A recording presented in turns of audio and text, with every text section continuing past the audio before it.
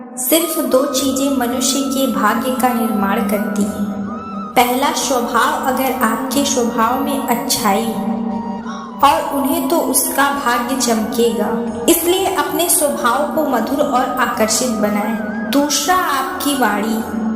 बोलना तो आदमी 2.5 साल की उम्र में ही सीख जाता है, परंतु कब, कहाँ और कैसे बोलना है यह जिंदगी भर नहीं समझ पाता।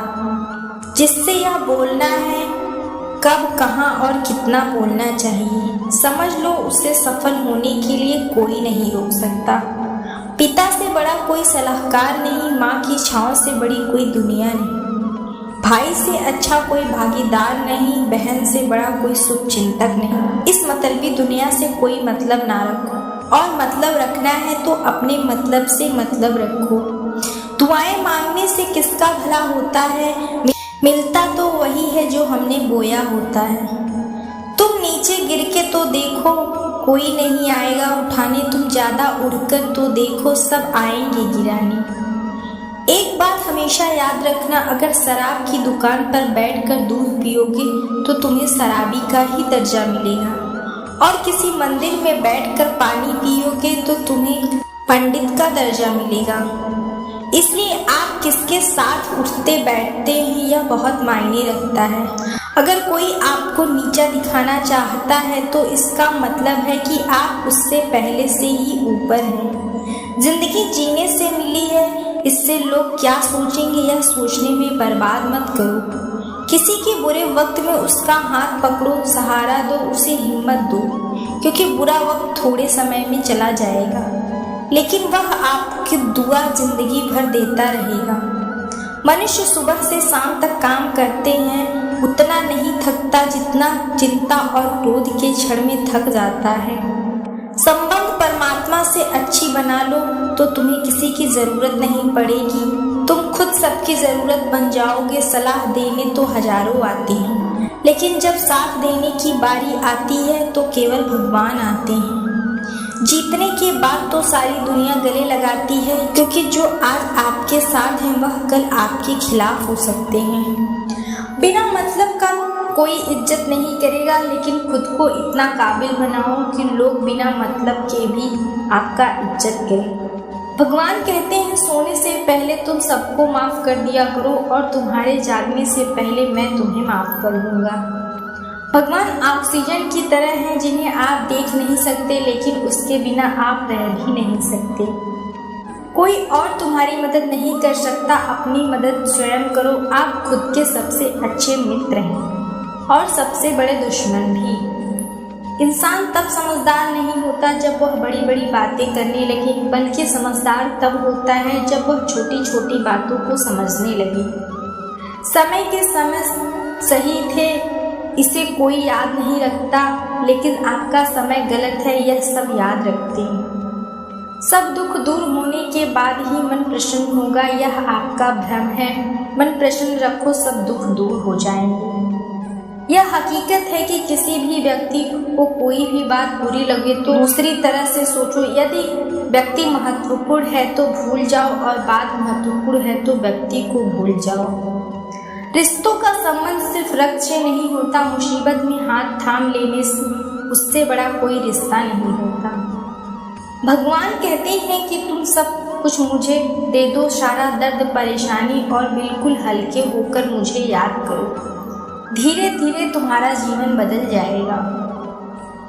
हर रोज रात को सोने से पहले भगवान को अपनी पूरी दिनचर्या बताकर, अगर आपके द्वारा किसी का दिल दुखा है तो मन ही मन से माफी मांगे। अगर आपका किसी ने दिल दुखाया है तो उसे माफ करके सारी चिंताएं भगवान को सौंप कर सो जाओ। यकीन मानिए, इससे आपकी जिंदगी खुशनुमा बन जाएगी। खुद बोला हुआ एक शब्द इतना जहरीला हो सकता है कि आपकी 1000 प्यारी बातें 1 मिनट में नष्ट कर सकता है। सबको हंसाना लेकिन किसी पर भी हंसना मत, सबका दुख बांटना लेकिन किसी को दुखी मत करना, सबकी राह में दीपक जलाना लेकिन किसी का दिल मत जलाना। यही जीवन की रीत है, जैसा दोगे वैसा पाओगे। दुआएं और प्रार्थनाएं असंभव को भी संभव बना देती हैं। ईश्वर को ना तो हमारे तन की जरूरत है और ना धन की। उसको तो बस पवित्र मन की जरूरत है, इसलिए वह हमें कुछ भी छोड़ने के लिए नहीं कहता। बस कहता है बच्चे, मन से विकास छोड़ो, गंदे विचार छोड़ो। जो आने वाला है वह हमेशा गुजरे हुए कल से बेहतर होगा।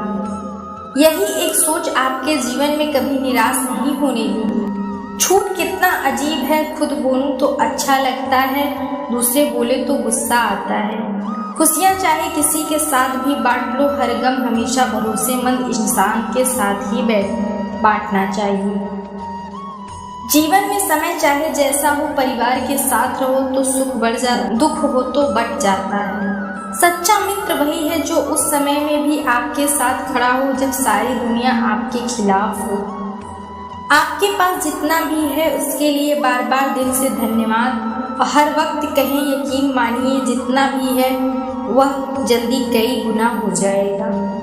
प्रार्थना और धन्यवाद इंसान के लिए बहुत जरूरी है, क्योंकि प्रार्थना में भगवान आपकी बात सुनते हैं और ध्यान में आप भगवान की बात सुनते हैं। श्री कृष्ण से कितना कुछ छूटा, पहले माँ छूटी, फिर पिता छूटे, फिर नंद किशोर मिले वह भी छूटे, संग साथी छूटे, राधा भी छूटी, गोकुल छूटा, फिर मथुरा छूटा। श्री कृष्ण से जीवन भर कुछ न कुछ छूटता ही रहा। नहीं छूटा तो था उनका देवत्व और मुस्कान। सकारात्मकता श्री कृष्ण को दुखी नहीं, उत्सव का प्रतीक है। सब कुछ उठने पर भी कैसे खुश रहा जा सकता है, इस श्री कृष्ण से अच्छा कोई नहीं सिखा सकता। इसलिए हमेशा सदा खुश रहें और मुस्कुराएं। जीतने का मजा भी तभी आएगा जब लोग आपकी हार का इंतजार करेंगे। गीता में लिखा है, यदि कोई आपको अच्छा लगता है तो अच्छा वह नहीं, अच्छे आप हैं, क्योंकि उसमें अच्छाई देखने वाली नजर आपके पास है। अपनी पीड़ा के लिए संसार को दोष मत दो, अपने मन को समझा, और तुम्हारे मन का परिवर्तन ही तुम्हारे दुखों का अंत है। सोच और नीयत अच्छी रखिए, फिर आप कष्ट से दूर रहेंगे। याद रखना, भगवान से कभी उम्मीद मत छोड़ना, दुनिया वालों से कभी उम्मीद मत रखना। सुख दुख एक सिक्के के दो पहलू हैं। जहाँ सुख होगा वहाँ दुख भी होगा, जहाँ दुख होगा वहाँ सुख भी होगा। इसलिए सुख दुख के बारे में बिना सोचे निरंतर अपने लक्ष्य को प्राप्त करने के लिए प्रयास करते रहना चाहिए। एक बात हमेशा याद रखना, किसी के सामने गिरने गिराने से ना मोहब्बत मिलती है ना इज्जत। इसलिए अपने स्वाभिमान को जिंदा रखो। कोई अगर आपकी किस्मत में होगा तो आपके पास खुद ही चलकर आएगा।